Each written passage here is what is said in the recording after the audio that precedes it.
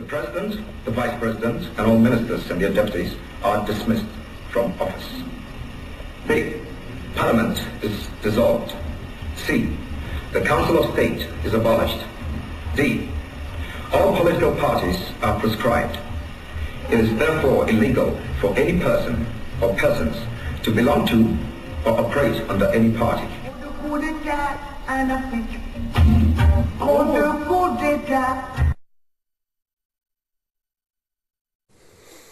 And there you have it. That was young Jerry John Rawlings at the time calling the shots. Call it a mutiny, call it a revolution, call it an uprising, whatever you choose to call it. He took the full reins of power in this country. My name is Johnnie Hughes, and I've been joined by the author of The Trials of JJ Rawlings, Echoes of 31st December Revolution. He is a noted academician. He is a worthy politician. He's a father figure to many, the founder of the African University College of Communications, and is here this morning. The Honorable Kojo Yankah. Chief, good morning. How are you doing? Firm handshake. How are you these days? Very well, very well. How's life treating you? Oh, I can't complain. I'm enjoying every bit of life. I see. Yes. Interesting. Yes. When you look around these days and the period back then when you wrote this book, around the 1980s, has much changed? Well, much has changed in terms of population size, in terms of high-rise buildings, in terms of the number of media houses we now have, in terms of new schools and so on. But attitude of people has not changed much. Yeah. Let me congratulate you, Honorable, for this, the second edition. It's coming with a period play as well, a musical play. So we're getting ready for the 31st of December. Why did you choose that date, though? I'm interested. It's curious. Actually, that day was given to me by the National Theatre. I see. Yeah. We're just looking for dates to show this. We had a group made up of actors from the National Theatre and School of Performing Arts, directed by Francis Bomita and Mauli from the National Theatre. So we wanted the play out sometime this year, and if we didn't get it, sometime next year. So originally 3rd to the 5th of January. Then National Theatre came back to say, oh, they have found a space on 31st of December. And why they are very interested also is that this year is their 25th anniversary, and it was Flight Lieutenant JJ Rawlings who opened the National Theatre. So they want to celebrate him on their 25th anniversary. So it's a beautiful coincidence. I see. Interesting. Yeah. At the time you wrote this book, what were you engaged in? Or why did you decide to write a book anyway? Interesting. I was a journalist. I was a very active journalist, I must say. I had just come out of graduate school and communication and journalism, and I was doing a lot of writing, a lot of hosting programs on television, on radio, GBC at the time, and there was only GBC. So GBC 1, GBC 2, we had even GBC 3, and but I was working also full time at GIHOC, and you know, those were the days when we saw a lot of hardships, if I should say, between 75 and 79. Those were really difficult days. And I remember working in GIHOC. I remember people just, if you wanted any commodity that was produced by GIHOC, all that you needed was, you needed a pass, or what do you call it? All that you needed was for somebody to introduce you to a factory. Otherwise, if you did not know anybody in the factories, you bought them at 5 times the price on the market, and things became very scarce. And so I was a journalist observing all these. So I enjoyed following it, not only as a citizen, but also as a journalist from with that. Did your writings get you into any trouble around the time, considering the mood at the time? No, I didn't have a problem at all. Okay. I'm looking at the book. Interesting quotes you have in here, right from page 1 all the way to like 102. Interesting quotes. And you elicited a lot of these quotes at the time with a recorder? Yes. You had a recorder? I had a recorder. What did you feel like speaking with a breastfeeding mother whose husband was being chased around almost every day by the military intelligence? What did you feel like trying to draw out information from them at the time? I think I enjoyed the process of recording and putting together what was going on. It dawned on me that this was something new in our life. You know, we had been used to senior military officers taking over power in Ghana since 1966. Right. But this was the first time junior officers and other ranks had taken over power. And here was a leader that has said in the public view, I'm responsible for everything. So the idea was, how would the family feel like? Okay. So I really wanted to get close to him. It was difficult to begin with, but later I got the opportunity. We'll come to that. But I get the sense that it was a socio-economic conditions at the time which gave rise to whatever happened. What kind of reactions are you expecting from your new readers who would grab a copy of this book to go through? What kind of reaction are you expecting? I think people should know exactly what happened. Don't let me say exactly, part of what happened, because there's only a slight of history. But it also tells us that we have had difficult days before. Okay. And no matter what views people have about JJ Rawlings, people must understand what really made him that popular, what brought him to power, what put him in the limelight in Ghana when nobody knew him, and all that we knew were the generals and so on. I see. Chapter 3 talks about a rallying call, but I want to go to chapter 4, which is come June 4. The reaction of the international press, I noted, and a lot of them, BBC, name them, all of them were there. They seem to have had a very strong opinion about what was happening. You were an astute journalist at the time. How was the local press reacting to all of what is happening? How are they coping? Yes, the general press was mainly Graphic, Ghanaian Times, and the GBC. Okay. And I researched into what all these foreign stations were doing, because I saw they were not on the ground. Whatever the Ghanaian press was reporting was contrary to what they were perceiving to be what was going on. And if you read the book, you find that they really misinterpreted what was going on. And can you imagine that you have a journalist, BBC journalist, living in Côte d'Ivoire and reporting on Ghana? And again, we have this sense of believing in foreign media against ours. But here is a reporter living in Côte d'Ivoire, reporting on BBC, and maybe some people believing the BBC more than those who are on the ground. But of course, it's because GBC and the others didn't go very far. But I found through my research that really these foreign press, sometimes they are far away from what what's going on the ground, except that some may have local correspondents who may be viewing the situation also from a different perspective. I see. Page 35 of this book, and I'd read from the first paragraph, fourth line, says, this situation inevitably, maybe I start. People had to travel to neighboring countries to buy basic things like soap, toilet paper, sugar, toothpaste, cooking oil, basic medicines, spare parts, tires, etc. The situation inevitably gave rise to a flourishing black market, which further eroded the value of our currency, the cedi. The cost of living was increasing by the day, and when the basic minimum wage was 4 Ghana cedis, that's 4 pesos now a day, of the last government lamented openly that one needed 15 cedis, that's 15 pesos to go through a day. At this time, in this chapter, we had corruption, we had nepotism, we had cronyism, we had abuse of power, and Jerry Rawlings was talking about restoration of dignity and honor, especially in the military and on the national front. Did he achieve that by whatever he did? And that's a copy of the book, by the way, which we're getting ready to launch on the 31st of December. Did Jerry Rawlings achieve the cleansing, as he put it?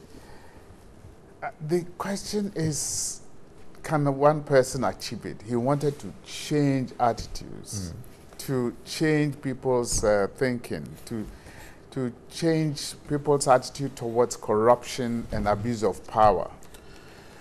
To a certain extent, he did, because he went on to come back on 31st of December, and we had a period of the PNDC that went on also to develop into NDC. NDC, right? And stand for, he stood for elections and won, and so on and so forth. So it's like a movement. It is not something that one could say, oh, you had this period, so achieved it. No, it's not possible. It's a movement that goes through hoping that people will learn from the mistakes. This book, I see, captures on a very touchy subject. How did you detach your emotions from getting the story out there, the facts as it is covered here? Let me say that I myself shared some of the perceptions. I shared some of the sentiments of injustice in society. Because Ghana was born under the labels of freedom and justice. Right. Justice was not happening in terms of the marginalization of ordinary people. And we got to a point where if you didn't have any connection, if you didn't have any link to anybody in society, if you were in the rural areas, you were totally neglected. And then, of course, you had, despite the fact that international economic environment also affected Ghana's, you had the situation where a few people were really, all that they were interested in was amassing wealth. And therefore, whatever services they had to provide to the people, it's so open. I realized that there was the case in point where you mentioned the Lebanese and the Syrians particularly.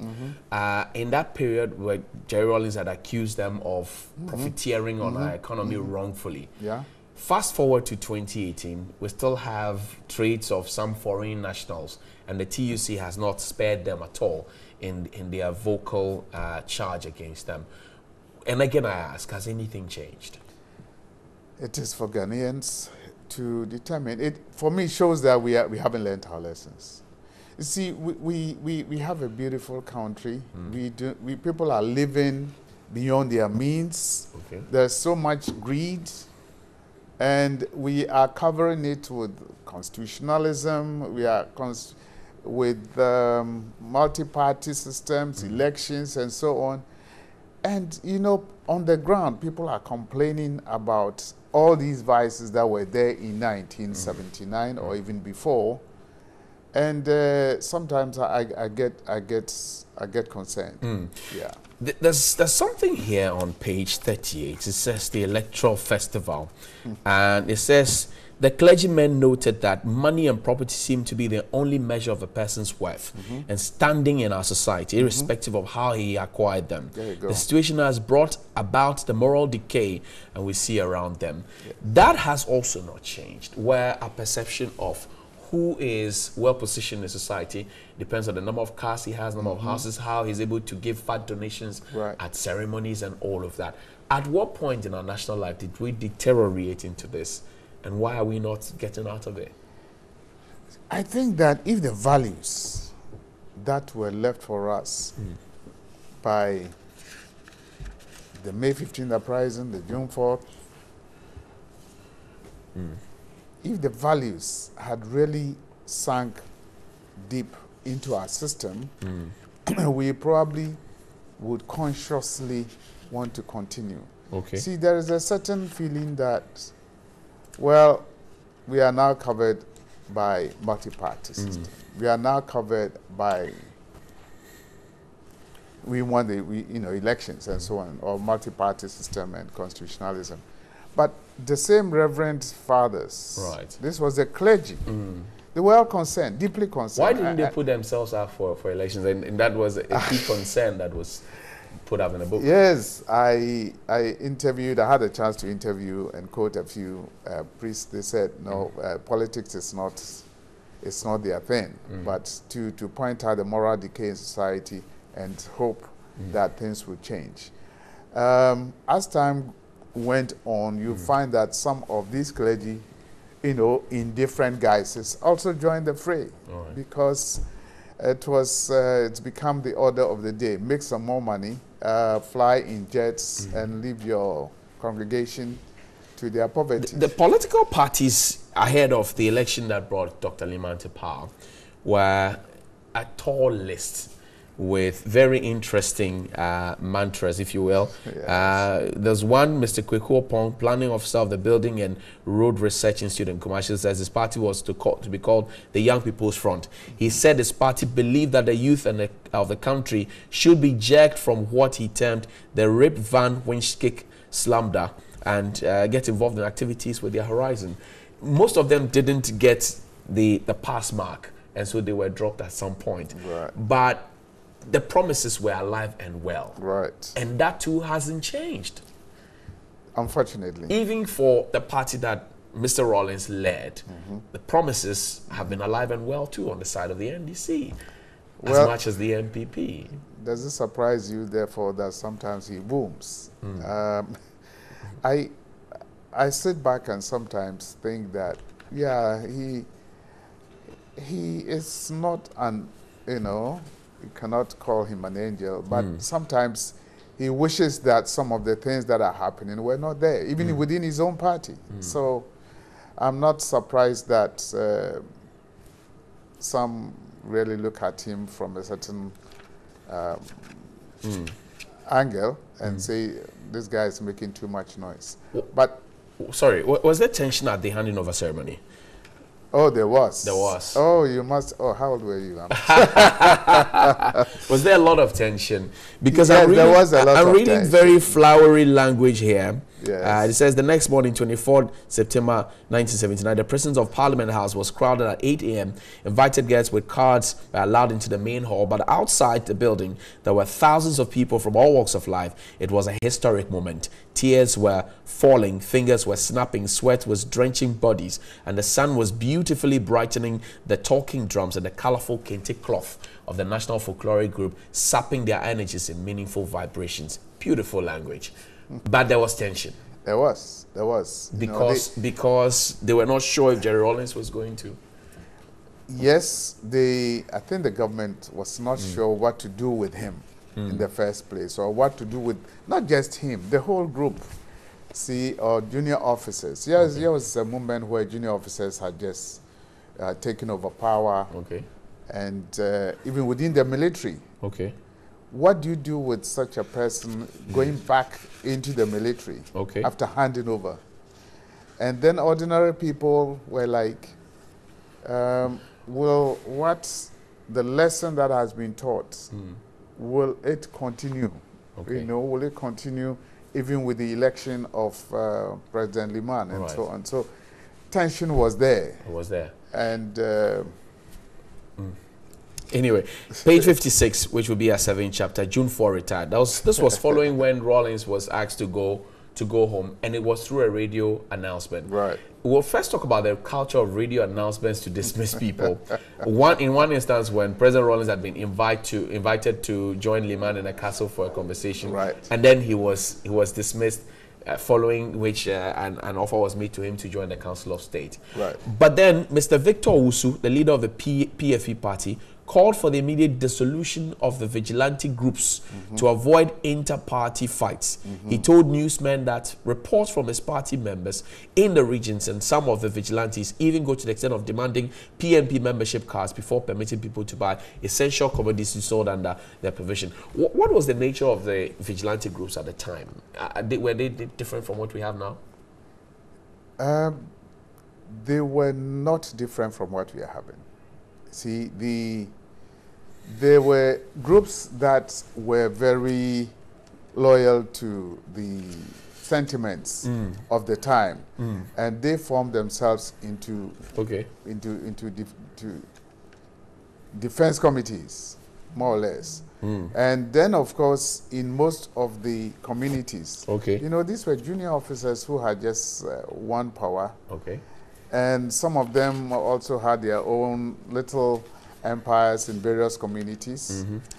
And definitely the parties themselves that were coming up were scared that some of these might not help to restore peace in the society. So that was the concern of Victor Osu at the time. I see. This time, what we find a new dimension where they are emerging now from democratically elected political parties. That's the difference now. That's the difference. Yes. How dangerous is that? Very dangerous. Very dangerous because it does not help us to consider ourselves as living in a peaceful country. Okay. I'll leave the rest for later, but I want to touch briefly on your very first meeting with Chairman Rawlings at the time. You walked into a sitting room after a long time. Your time came at 12:30 to get audience to speak with him. There were 4 audiences. One was a pressman seeking an interview. There was one who was an unemployed young fellow looking for a job. The third was a soldier who had sneaked in to say hello. And the fourth was a middle-aged woman who had come to inquire about the health of the family. And then at some point, he had to drive you out in his Peugeot vehicle so you could get audience. How difficult was it getting every bit of the information you had from him? It was difficult because we couldn't complete discussing one subject. And occasionally, even seeing some people on the side of the street distracted attention from what we were talking about. And occasionally, he would move into people that you know, that followed him to the broadcasting house, or to go into somebody who had been mistreated in the armed forces. So we jumped from one subject to the other. It was not an easy interview. Where did you drive to? You said he drove you somewhere. Where did you drive to? We drove to, I think the first time we drove to Tema, on the Tema highway. And stopped somewhere to talk. And then he turned around, and then we came back. We attempted once to go to the Aburi Hills, and then he turned again, depending on whatever he was thinking. But I was just sitting. I was more interested. He smoked. Did you smoke at the time? No, not at all. But were you comfortable with him smoking while you were getting your... No, he never smoked while driving. No. At home, on 1 or 2 occasions, I saw him smoke, but more was with the coffee that he was drinking. I see. And I'm not a coffee fan. Occasionally, but you helped yourself to 2 cups. I helped to do that. Well, what was the taste of the chinchinga at the time? We're wrapping up. The chinchinga in a book that you enjoyed, the 2. Oh, what was my the taste of it? It was fine. It was fine. We enjoyed it. Honorable, I thank you very much. So we're meeting on the 31st of December, National Theatre. Yes. At what time? 3 o'clock. 3 o'clock. Okay, so that's the book we're launching, and it comes with a musical drama. You can't miss it. It's the trial of JJ Rawlings. The 2nd edition is happening at the National Theatre. It's by the Honorable Kojo Yankah. Tickets are available all over the place. The tickets are at TV3, at National Theatre, at AUCC, at Airport Shell as well. You can always grab it. Tickets are selling hot and fast. I wish we could go on and on. I enjoy the book. But as I said, you come to the play, you also get a book. Absolutely. The idea is for people to read like you. So you get a book, you get a launch, and you get the musical play. Yes. And you get autographs. Possibly. Kojo Yankah, thank you very much for your time. Johnny, thanks. Grateful.